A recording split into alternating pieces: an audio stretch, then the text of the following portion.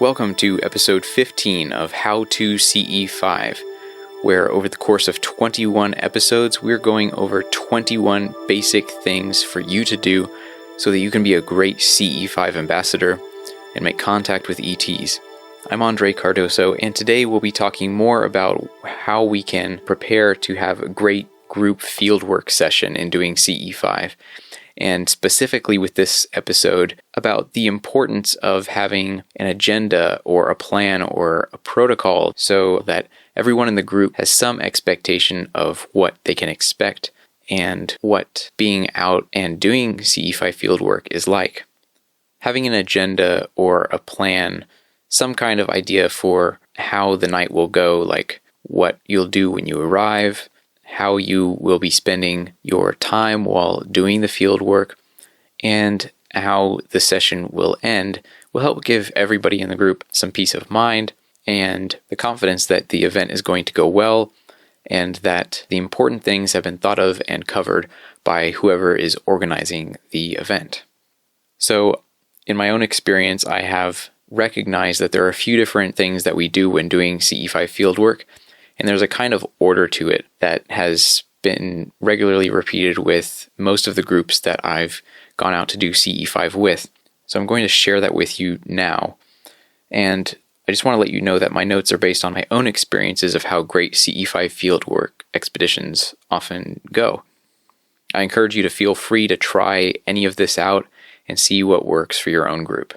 So I'm going to outline the different steps that I would include in an evening agenda for doing CE5 fieldwork, whether you're doing it inside or outside. And there are 5 steps with an optional 6th step as well. The first step is having some kind of orientation where you set the stage and get ready for the rest of the group work. The second step is syncing the attention and the intention of the group. And this can happen in a variety of ways, but normally this happens with the whole group meditating together with a shared way in or a shared method. Once the group is in a calm and meditative state and has a sense for the expanded aspect of pure awareness and universal consciousness, the next step is to practice doing coherent thought sequencing and to go ahead and use remote perception to connect with extraterrestrial beings and bring them to our location to further the contact with the people who are present in the CE5 fieldwork working group. Step 4 is actually going and making contact, and this can comprise a whole array of different activities and different manifestations of contact, some of which I've explained in previous episodes. And step 5 is closing the circle for the evening. The optional 6th step is having a time for some conviviality, some gathering together in a relaxed setting, maybe having some snacks and a drink and just enjoying each other's company in a really relaxed way and kind of setting aside some of the more formal and serious aspects of the field work together. So we'll go ahead and talk a little bit deeper about each of these steps and what goes on during those points in the agenda. So for orientation and setting the stage, what this looks like is normally we make a circle with the group. Whether we're sitting on the ground or sitting in chairs, we form a circle that's facing inwards so that we can all see each other. And also we form this ring so that there's a perimeter view of the whole area and everybody in the group. So when our eyes are open, there's always a pair of eyes in every direction of the group so that we can see around us on the ground and also can see all the different areas of the sky if we're under a night sky. After we form the circle, we check in with each other and provide orientation to the night sky. So what might happen at this time is that we inform everyone about the location, how to handle disposal of rubbish, toilet facilities, those basic logistical kind of things. We'll also direct everyone to speak up and share with the group with a sense of openness and not judgment. Any interesting perception that arises has the potential to enhance group oneness, and we want to remind everybody about that at the beginning when we first form the circle. We also want to check in with each member of the group as to any recent contact experiences. Ask if there's been any remote perceptions leading up to this expedition, any premonitions or experiences in meditation related to this gathering. And also, for ease of communication regarding sky-related contact, we review the following as a group. We review the cardinal directions, so whoever is there with a compass of some kind can point out with a laser or with our arms, or just pointing at different people in the group so that you can see where is north, where is south, where is east, and where is west. We also want to point out where the zenith is, which is the highest point in the sky, and how to refer to locations in the sky using the degrees. So 90 degrees being at the zenith and 0 degrees being at the horizon, 45 degrees being somewhere halfway between the two. We also want to, if anybody has some knowledge of astronomy, point out notable stars or planets or constellations for reference. Also to mention any satellites that may be going overhead based on checking the satellite chart before going out to do the field work. All of this preparation helps prepare everybody to point out things that may appear in the sky and to be able to share with everybody using a common language. So for example, say, I saw something and I want to tell everybody about it. Instead of saying, oh, look at that right there, I say, I just saw a flash of blue light at 65 degrees up in the northeast. Did anyone else see that? So just being able to practice that language where we say where we saw it in relation to the degrees and the cardinal directions will help things go smoothly. Orientation is also a great time to play fieldwork tones and do any basic light signaling in the direction of the zenith or at specific stars or constellations of interest. The second step in this model agenda for CE5 fieldwork is to sync the attention and the intention of the group. In this gathering of attention and a sense of oneness and expanded consciousness can include not just the people in the group, but also expand out to the natural area where you're doing your work, include any animals or plants in the area, and humanity and the earth in general. So this can often involve a ceremony such as a puja, which involves a sense of reverence, or it can involve synchronized group activities such as chanting, gentle breathing, or movement exercises. Most typically, the best way to sync the group's attention is with a simple guided or silent meditation that centers the group in a place of expanded awareness, facilitating the next step. And the next step is going through coherent thought sequencing and intending to remotely perceive any extraterrestrial beings or craft that we can connect with and to draw them to our location to establish further contact.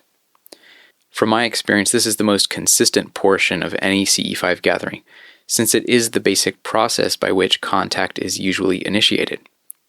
Depending on the development of the individual group, the experience level of those attending, and the familiarity with the process, this step could begin very soon after arriving on site. Oftentimes, fieldwork events can be enhanced when they are preceded by some remote viewing and doing coherent thought sequencing by the group members leading up to the date and time of the actual physical group gathering. If there is a guided meditation, this process is usually narrated at the end of it so that all group members can be engaged in the process of coherent thought sequencing at the same time. Once we've gone through the meditation and coherent thought sequencing and we feel really established in this place with the people that we're with and really established in expanded consciousness, now is the time where contact happens. Step 4 is making contact.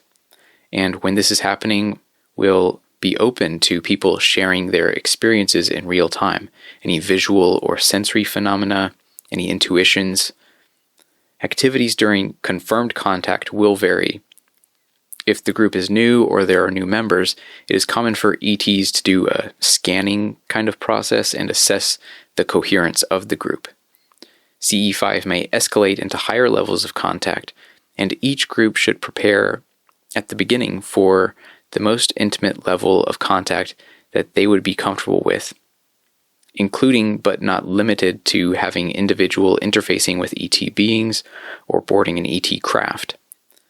So it's important for us to think about what level of contact we'd be most comfortable with and to communicate that with the ETs in consciousness. The ETs will be perceptive of that and respectful and observe our level of comfort with them. They don't want to scare us, and if things do go a little bit further than we're comfortable, a lot of the times the ETs will kind of back off.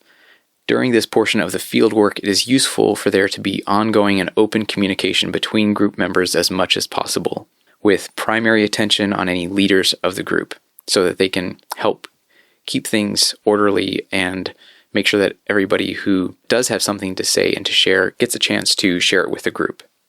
Some expeditions can result in little to no confirmed contact events due to various reasons, and that is okay. CE5 is a practice like anything else and benefits greatly from experimentation, repetition, and persistence.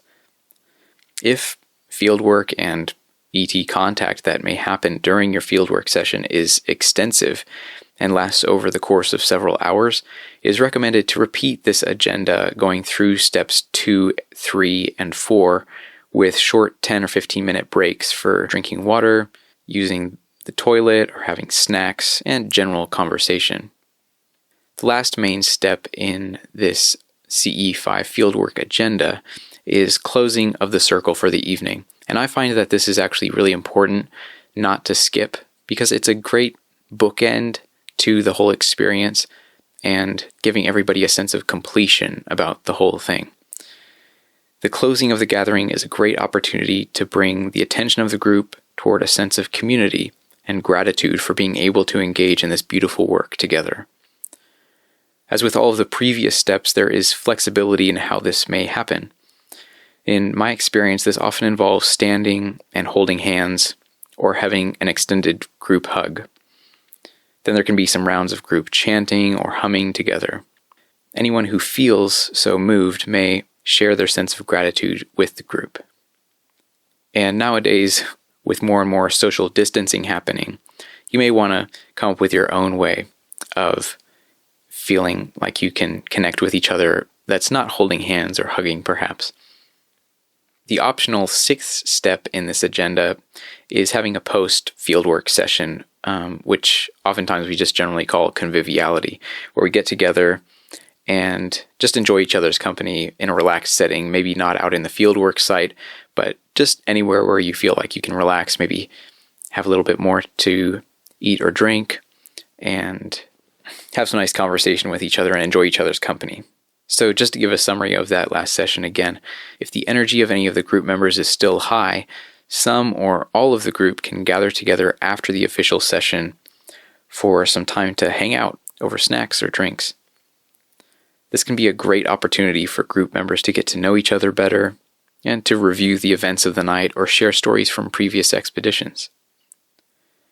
Thanks, and I hope you got something out of all of these different steps for an agenda to consider putting together a group fieldwork session.